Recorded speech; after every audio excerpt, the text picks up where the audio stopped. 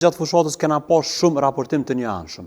Por na i kena pas disa prej mediave që thjesht kanë marrë on, krahasu me zgjedhjet e kalume. Në këto zgjedhje kemi një rritje jashtëzakonisht të madhe të dezinformatave të gjeneruar përmes inteligjencës artificiale. Definitivisht gjatë fushatës kena pas shumë raportim të njëanshëm. Por na i kena pas disa prej mediave që thjesht kanë marrë on dhe kanë publikuar vetëm lajmet e njënës palë, njënës kandidat ose njënës parti, që është absolutisht në kundërshtim me parimet e gazetarisë.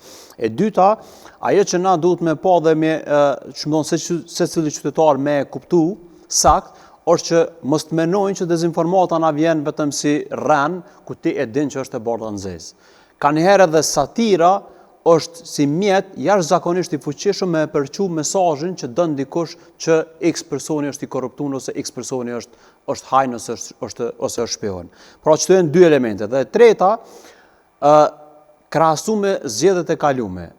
Në këto zgjedhje kemi një rritje jashtëzakonisht të madhe të dezinformatave të gjeneruar përmes inteligjencës artificiale. Në shkurt, unë nuk pata friksu shumë që kanë me përdor, mirë po ka qenë numri jashtëzakonisht i vogël që është përdor. Në këto zgjedhje kemi gazetarë që nuk ekzistojnë, që ti i sheh, por si gazetare delmon para kamerë, kishën se po raporton prej një ngjarje për arrestimit të dikujna, është totalisht e gjeneruar përmes AI-t. Dhe i kisha lut shumë qytetarët që me i verifiku sidomos të videot me AI para se me i besu.